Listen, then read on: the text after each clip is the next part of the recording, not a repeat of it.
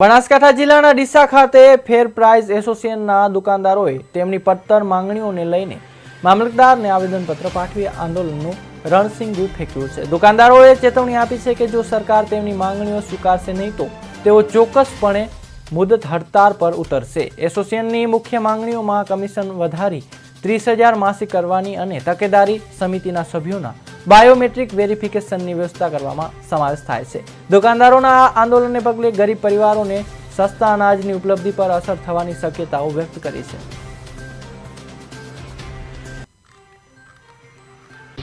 અમારી માગણીમાં એક છે, સરકારનો હમણાં પરિપત્ર છે કે અમારી દુકાન ઉપર જે જથ્થો ઉતરે એ સમયે અમારી જે તકેદારી સમિતિ છે એના 8 સભ્યો તેઓ અંગૂઠો આપે ત્યારે જ એ જથ્થો રિસીવ થાય। હવે 8 સભ્યોને કોને ગોતવા, અમારે ગોતવા જવા સરકારને ગોતવા, એ 8 સભ્યો ના હાજર હોય ત્યાં સુધી જથ્થો રિસીવ ના થાય એ સૌથી ગંભીર પરિપત્ર છે। બીજા નંબરમાં અમારું કમિશન, અગાઉ અમારું કમિશન જે થતું તે સરકારના ચલણમાં કાપાઈને પછી બાકીના પૈસા ભરવાના થતા હતા, જેથી કરીને અમારું ચલણ સમયસર અમારું જે કમિશન મળી રહેતું હતું। પરંતુ છેલ્લા કેટલાક સમયથી ચલણ અમારી જે કમિશન છે કેટલું છે કેટલું આવે છે કોઈ ખબર જ નથી, ચલણ અનિયમિત આવે છે। બીજી વાત 95% વિતરણની વાત રહી। 95% વિતરણમાં જે કેટલા કાર્ડ ધારકો એ જથ્થો બારોબાર બીજી દુકાનેથી લઈ લેતા હોય છે, જેથી એ જે જથ્થો બહારથી લેશે એ આ દુકાનમાં વિતરણ ગણાતું નથી, જેથી કરી 95% વિતરણ પણ ત્યાં પૂરું થતી નથી।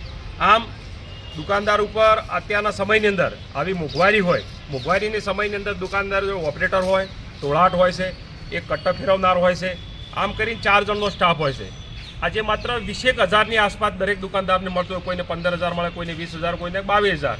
આપ સમજો છો 4 જણનો એક મહિનાની અંદર પગાર ગણવા જઈએ, કોઈ કંપનીમાં નોકરી કરીએ તો એક જણને 20,000 આપે છે, તો 4 જણનો અમારો દુકાનદાર કઈ રીતે એનું ભરણ પોષણ કરી શકે? એટલે સરકારશ્રીની વિનંતી છે કે અત્યારના સમય પ્રમાણે અમને કમિશન વધારવામાં આવે। કમસે કમ 40,000 જો કમિશન ના મળતું હોય દુકાનદારને, અથવા 40,000 રૂપિયાને ના મળતા હોય તો એ દુકાન ચલાવી। જે પંડિત દીનદયાળ ગ્રાહક ભંડારના એસોસિએશન મારફતે જે મને આવેદનપત્ર આપવામાં આવ્યું છે એ હું સરકાર સુધી પહોંચાડવા માટે આજે મોકલી આપવામાં આવશે અને સરકાર જે નિર્ણય લેશે એ પ્રમાણે આપને આગળ સૂચના આપવામાં આવશે। જોઈએ છે હવે આજે આવેદનપત્ર આપ્યું છે, સરકાર સુધી પહોંચાડીએ છીએ, સરકાર શું કહે છે એ પ્રમાણે આગળ વૈકલ્પિક વ્યવસ્થા કરવાનું કહેશે તો વૈકલ્પિક કરીશું અને સરકાર એમનું નિવારણ લાવશે તો એ પ્રમાણે આગળ દુકાનદારો